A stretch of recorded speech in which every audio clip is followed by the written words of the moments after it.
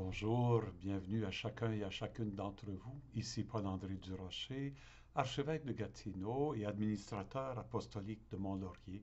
En ce samedi 9 mai, samedi de la 4e semaine de Pâques, pour encore une fois avec vous scruter les Écritures que nous propose la liturgie pour la messe de ce jour et essayer de voir un peu quel sens ça peut avoir pour nous aujourd'hui dans notre situation actuelle. Nous continuons notre lecture des Actes des Apôtres. Nous sommes au chapitre 13, versets 44 à 52. Et c'est la conclusion de la visite de Paul et de Barnabé à Antioche de Pisidie. Nous avons vu dans les 2 dernières journées comment dans cette ville qui est en quelque part située dans le centre de la Turquie aujourd'hui, ils se sont présentés à la synagogue, on les a invités à prêcher et ils ont annoncé Jésus ressuscité.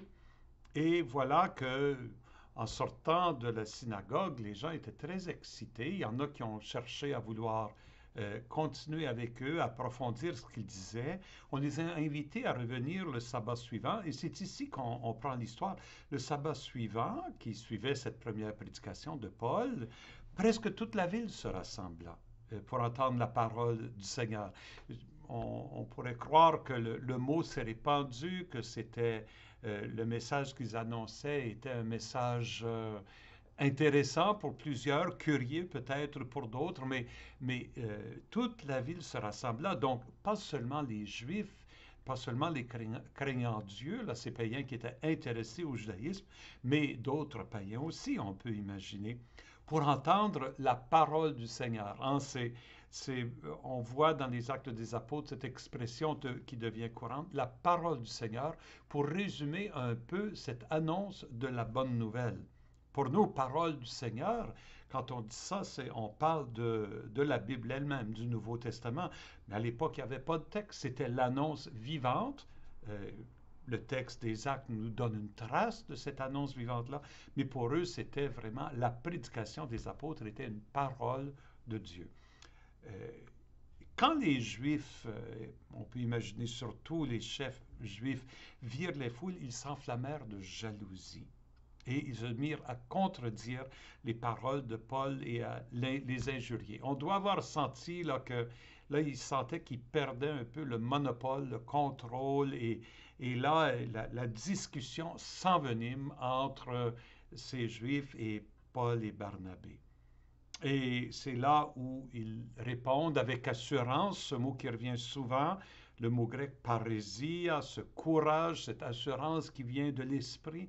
Ils répondent, mais écoutez, c'est à vous d'abord qu'il était nécessaire d'adresser la parole de Dieu. Et comme je l'ai déjà dit à quelques reprises, Paul commence toujours par aller à la synagogue et annoncer la bonne nouvelle du Messie aux Juifs.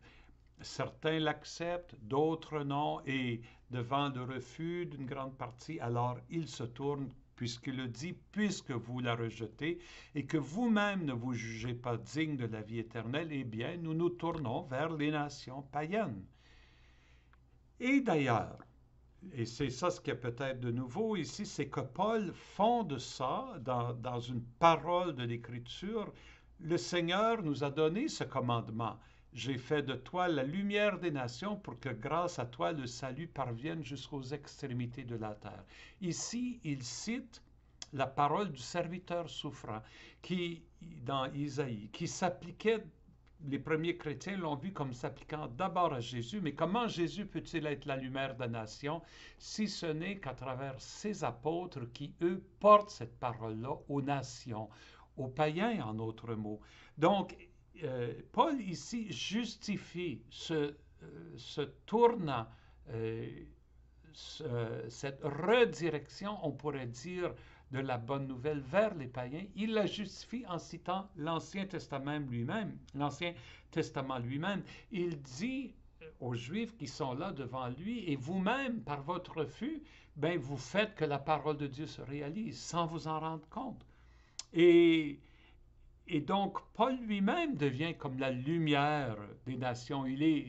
Souvent, on dit l'apôtre des gentils. Les gentils, Ça vient du mot latin qui désigne ceux qui ne sont pas juifs, ces nations-là. Alors, pour que le salut parvienne aux extrémités de la terre, c'est le plan, on pourrait dire, de Dieu qui se réalise à ce moment ici à Antioche en Pisidie. Et en entendant cela, les païens étaient dans la joie. Eux se réjouissent parce qu'ils se disent, oui, nous, cette parole-là, elle nous intéresse, elle nous interpelle. Ils sont peut-être pas pris avec les fausses conceptions du Messie qui étaient celles des apôtres eux-mêmes. Hein? Ils ne sont pas pris avec une structure de pensée préétablie. De fait, chez les Grecs, on regarde bien des choses, bien des perspectives différentes, toutes sortes de religions. Alors, ils sont intéressés, ouverts à cette nouvelle annonce-là. Il faut dire, le problème avec les Grecs, c'est qu'ils vont entraîner toutes sortes d'idées diverses de toutes ces autres religions-là. Et Paul devra se débattre avec eux aussi. On voit ça dans les lettres.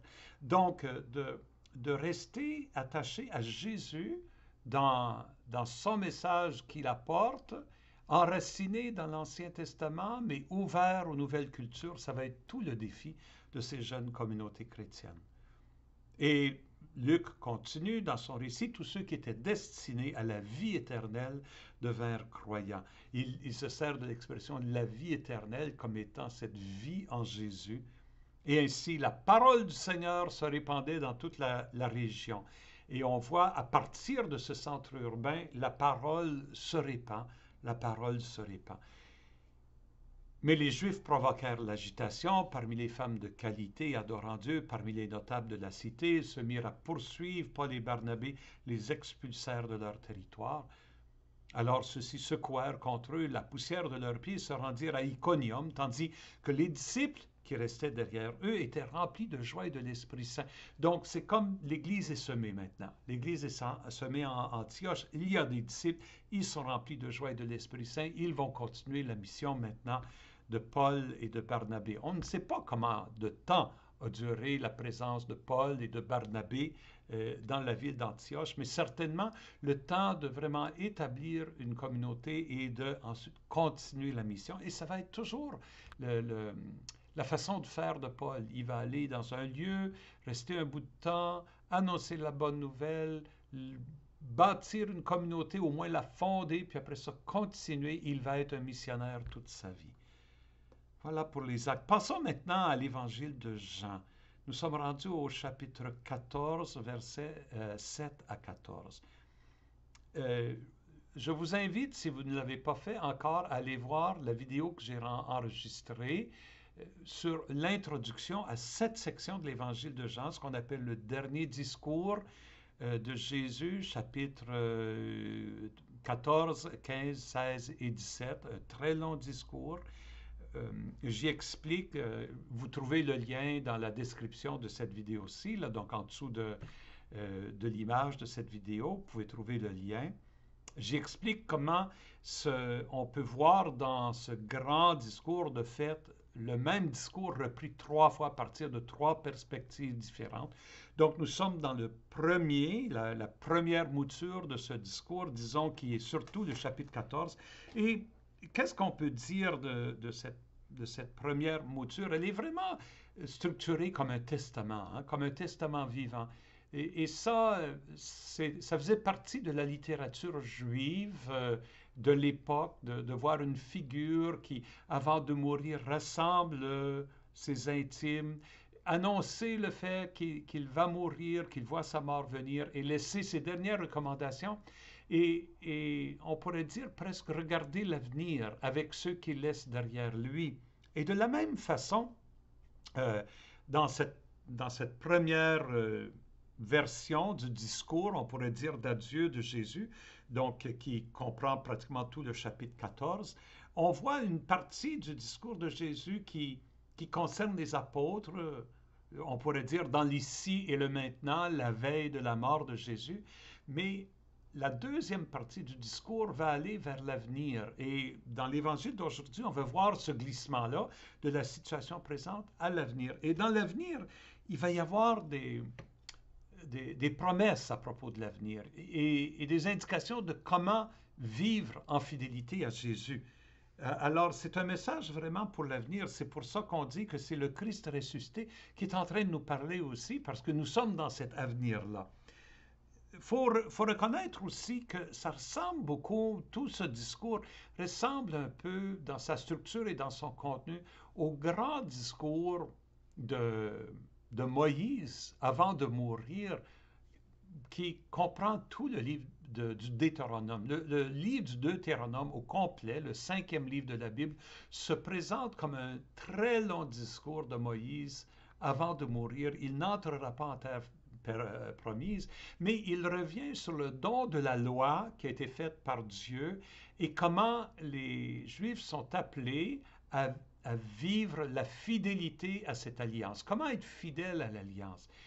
Et on pourrait dire dans ce discours d'adieu de Jésus, c'est un peu la même chose. Il leur rappelle un peu, on entend des échos de son enseignement et il veut qu'ils vivent dans cette fidélité à l'alliance avec le Père. Parce que finalement, la question, c'est comment vivre en relation avec le Père. Et continuellement, Jésus parle du Père, du Père. Je veux vous proposer aujourd'hui, quand vous voyez le mot Père, notre problème, nous, on tend à voir Dieu Père comme un vieillard, quelque part au ciel. C'est lui le Père. Puis, c'est pas pour moi, c'est pas très inspirant, cette vision-là. Peut-être pour vous, mais pour moi, ça ne l'est pas. Je dois toujours me rappeler que quand je parle de Dieu, Dieu me dépasse complètement. C'est la première chose que je dois me rappeler. Toute image que je me fais de Dieu est, dans un sens, une fausse image. Parce qu'elle ne reflète qu'un aspect du mystère qui est Dieu. Et parfois, quand je prie à Dieu ou quand je pense à Dieu, j'essaie de penser à Dieu justement comme le mystère. Donc, ce serait intéressant de reprendre ces textes où Jésus parle, quand il nomme le Père, de dire le mystère. Le mystère qui nous entoure, le mystère qui est la source de tout ce qui existe, le mystère vers lequel nous allons, le mystère qui entoure cet univers, le mystère qui vraiment nous fascine et qui un peu nous fait peur parce qu'on n'a pas le contrôle de ce mystère-là. Nous sommes vraiment face à quelque chose qui nous dépasse complètement. Et ce que Jésus veut nous dire, c'est que c'est en vivant à partir de ce mystère, en lien avec ce mystère, que nous connaissons la vie en plénitude et que ce mystère est amour, que ce mystère veut nous donner la vie et que lui, Jésus, il est complètement enraciné dans ce mystère-là et qu'il manifeste le mystère et qu'il va nous, en retournant en mourant, il retourne au mystère, il nous ouvre le chemin. C'est ce que j'essayais de dire hier. Alors, Jésus continue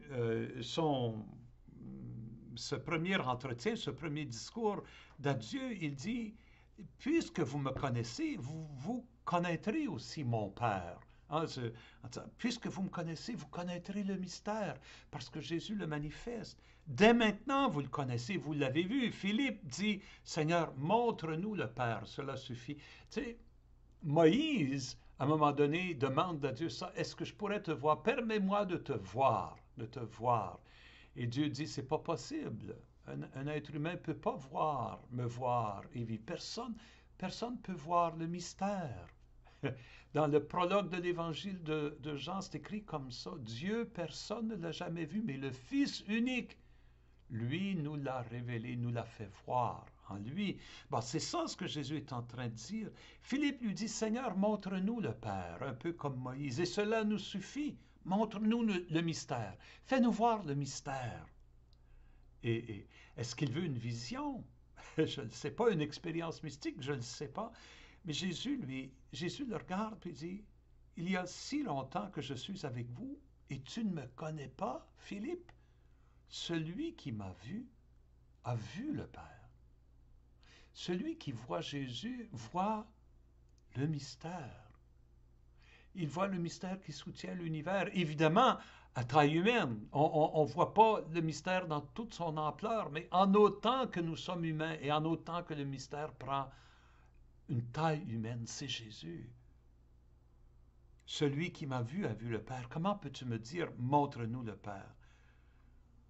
si tu ne crois pas que je suis dans le Père et que le Père est en moi, tu ne crois pas que je suis, ouais, c'est plus comme une question, une exclamation, tu ne crois donc pas que je suis dans le Père et que le Père est en moi, que je suis dans ce mystère-là et que le mystère est en moi?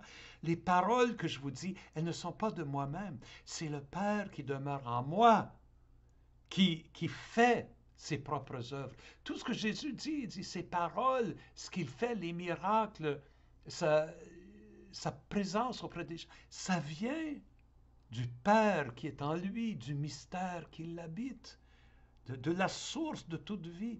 Croyez-moi, je suis dans le Père et le Père est en moi. Et si vous ne croyez pas, croyez au moins à cause des œuvres que j'ai faites elles-mêmes. Alors, c'est une invitation, vous voyez, le soir avant de mourir, Jésus est en train de leur dire, c'est ça ce qu'il veut leur dire, c'est que, écoutez, je suis dans le mystère est en moi, le Père est en moi, je suis dans le Père, et en retournant vers le Père, je vous ouvre un chemin vers le Père. C'est l'alliance, hein, l'alliance que... cette relation profonde avec le Père qui s'ouvre pour nous, qui s'ouvre pour nous. Et là, il dit, là on dirait qu'il passe maintenant, il passe à la deuxième partie de ce discours d'adieu, parce qu'il essaie de dire, bon là, je vais mourir, ayez confiance, soyez certains que, que ce que je fais, c'est pour votre bien. Et maintenant, il dit, il se tourne vers l'avenir. Amen, amen, je vous le dis, en vérité, c'est solennel. Celui qui croit en moi fera les œuvres que je fais, il en fera même de plus grandes, parce que je pars vers le Père. Il en fera de plus grandes. Mais c'est quoi les œuvres de Jésus? Les œuvres de Jésus, c'est de révéler le Père, c'est d'amener la lumière du mystère au cœur du monde. Dieu est lumière, et il a envoyé son Fils pour être lumière. Nous oublions, comme je disais hier, notre source, notre origine, et nous oublions, nous allons et nous nous éloignons, nous nous entrons dans les ténèbres.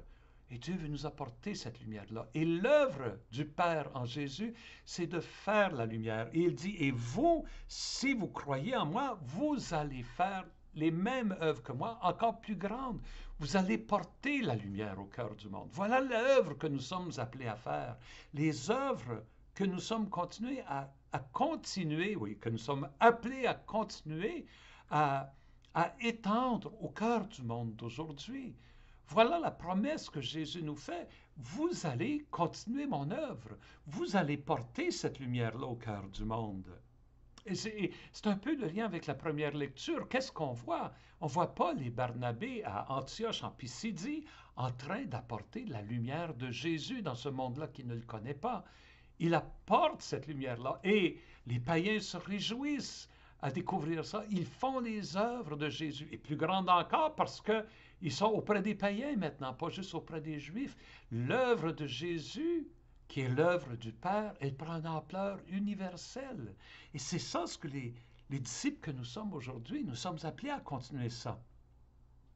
Oui, le disciple qui croit en moi en fera même de plus grandes parce que je pars vers le Père, et tout ce que vous demanderez en mon nom, je le ferai. Comprenons cette phrase-là comme il faut. Tout ce que vous demanderez en mon nom, je le ferai. En son nom, ça veut dire en sa personne, comme lui le ferait, donc en faisant ses œuvres. Ça ne veut pas dire, bon, je m'achète un billet de loterie, puis je demande, au nom de Jésus, je prie de gagner la loterie. C'est pas de ça que Jésus parle. Il ne parle pas de n'importe quel souhait, de n'importe quelle prière. C'est la prière qui est liée à faire ses œuvres, qui est de porter la lumière au cœur du monde. Et ça, quand on s'engage dans cette œuvre-là, et quand on prie pour qu'elle réussisse, Jésus dit, je serai avec vous. Je serai avec vous. Tout ce que vous demanderez en mon nom, je le ferai, afin que le Père soit glorifié par le Fils. Vous voyez, pour que le mystère soit connu dans le monde, pour que la lumière du Père rayonne dans le monde. Tout ça, c'est pour la gloire du Père et pour notre gloire. Parce que nous sommes glorifiés dans la lumière du Père. Donc, quand vous demanderez quelque chose en mon nom, moi, je le ferai. Voyez, Jésus n'est plus en train de parler de ce moment avant de mourir, il est en train de parler après la résurrection. Il est en train de dire ça à ses apôtres, mais il dit ça à nous, à nous. Donc il vient nous parler à nous aujourd'hui. Il nous dit, si vous croyez en moi, vous aurez accès à la source de toute vie, à Dieu, mon Père, à sa lumière. Et vous allez être capable de continuer mon œuvre en répandant cette lumière-là auprès des autres. On le voit se réaliser dans la vie de Paul, continuellement. Ça ne veut pas dire qu'il n'y a pas des obstacles, ça ne veut pas dire que des fois il est rejeté, ça ne veut pas dire des fois que ça ne réussit pas, mais à la longue, cette lumière-là, elle se répand, elle se répand, elle se répand. Paul a laissé derrière lui des disciples, on l'a vu à Antioche, qui ont continué plein de joie et de l'Esprit Saint. Oui, ça se répand, ça continue. Nous aussi, nous avons reçu cette lumière-là des témoins qui sont venus avant nous. Nous sommes appelés à être ces témoins-là au cœur de notre monde. Jésus nous parle. Il nous invite à vraiment croire qu'il est avec nous et que nous aussi, nous sommes capables de faire son œuvre, d'en faire de belles et de grandes œuvres en répandant la lumière du Père autour de nous. C'est avec cette promesse de Jésus que je vous laisse aujourd'hui et avec ma bénédiction. Au nom du Père, du Fils et du Saint-Esprit. Amen.